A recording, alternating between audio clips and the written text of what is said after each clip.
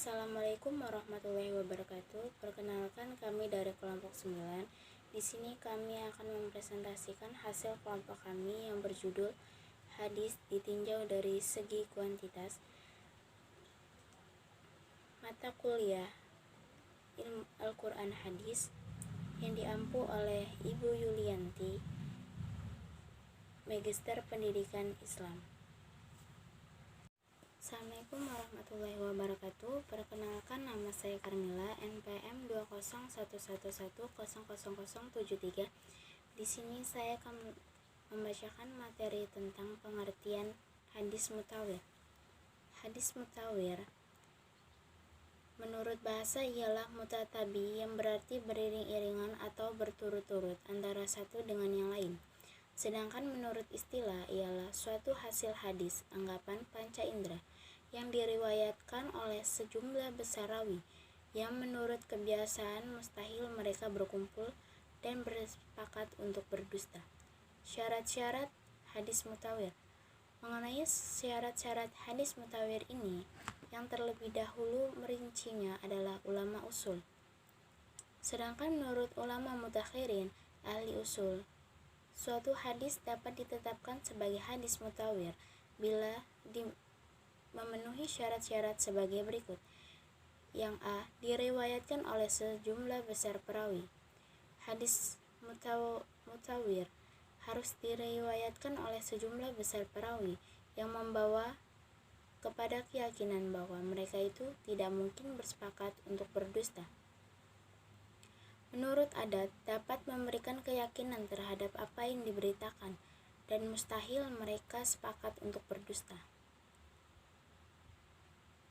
B. Adanya keseimbangan antara perawi pada tabaqat pertama dengan tabaqat berikutnya. Jumlah perawi hadis mutawir antara tabaqat dengan tabaqat lainnya harus seimbang. Dengan demikian, bila suatu hadis diriwayatkan oleh 20 orang sahabat, kemudian diterima oleh 10 tabi'in, dan selanjutnya hanya diterima oleh 5 tabi'in, tidak dapat digolongkan sebagai hadis mutawir, sebab jumlah perawinya tidak seimbang antara tabaqat pertama dengan tabaqat berikutnya. Yang C, berdasarkan tanggapan panca indera. Berita yang disampaikan oleh parawinya tersebut harus berdasarkan tanggapan panca indera. Artinya, bahwa berita mereka sampaikan itu harus benar-benar hasil pendengaran atau penglihatan mereka. Oleh karena itu, bila berita itu merupakan hasil renungan atau pemikiran atau rangkuman dari suatu peristiwa lain, ataupun hasil istibat dari dalil yang lain, maka tidak dapat dikatakan hadis mutawir. 3. Macam-macam hadis mutawir. A. Mutawir lafzi. Hadis mutawir lafzi ialah hadis yang dimutawatiran parawinya masih dalam satu lafaz. Keterangan. 1. Menurut Al-Bazar, hadis ini diriwayatkan oleh 40 orang. 2. Al-Nawawi menyatakan bahwa hadis ini diriwayatkan oleh 200 orang sahabat.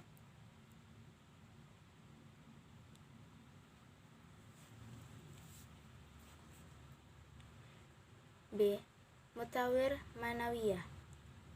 Mutawir manawiyah merupakan hadis yang dimana susunan redaksinya berbeda, namun pada prinsipnya memiliki makna yang sama.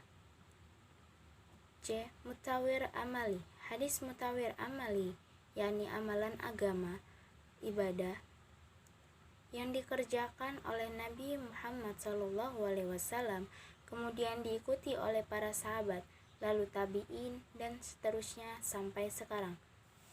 Materi selanjutnya akan disampaikan oleh rekan saya. Assalamualaikum warahmatullahi wabarakatuh. Perkenalkan, nama saya Nur Aisyah. Saya akan menjelaskan tentang hadis ahad.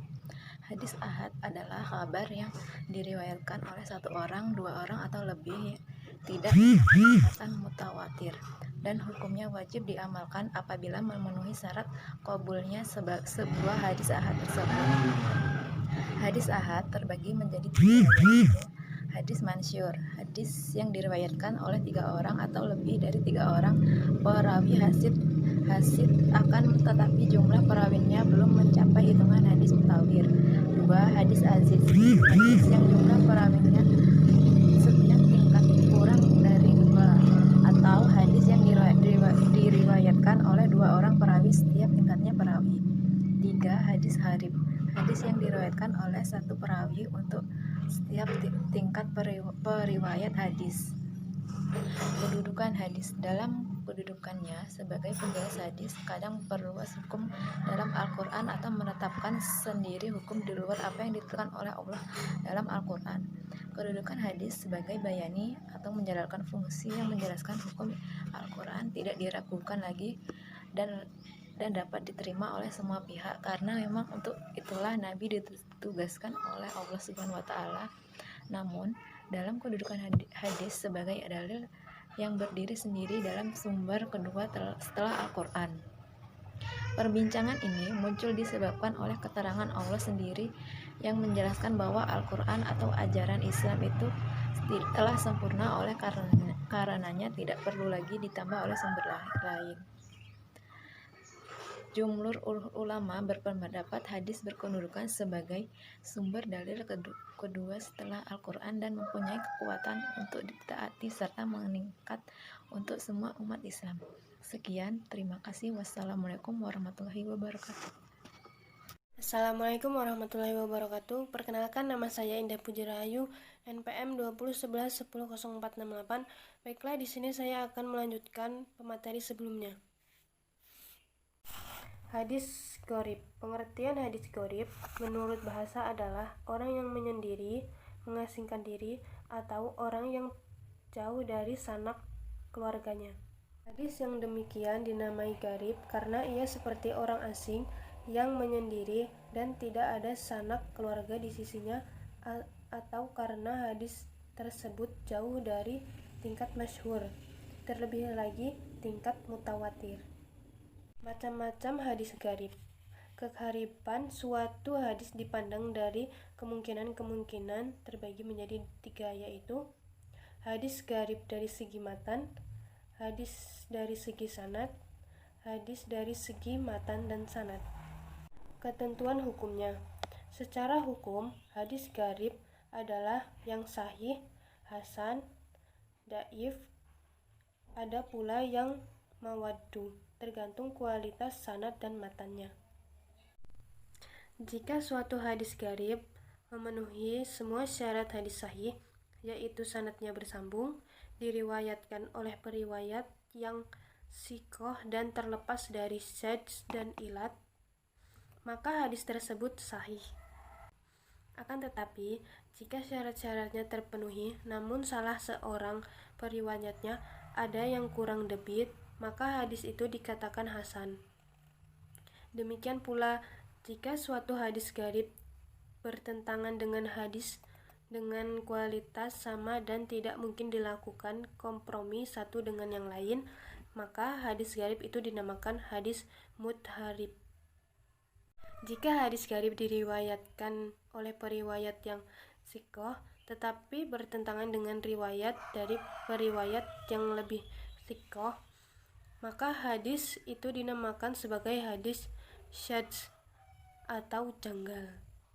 Apabila periwayat pada hadis gharib itu dhaif dan bertentangan dengan hadis dari periwayat yang siqoh, maka hadis itu dinamakan hadis munkar. Baiklah, demikian penjelasan dari kami kelompok 9. Jika ada salah kata, kami mohon maaf. Kepada Allah kami mohon ampun. Wabillahi taufiq wal hidayah. Wassalamualaikum warahmatullahi wabarakatuh. Terima kasih.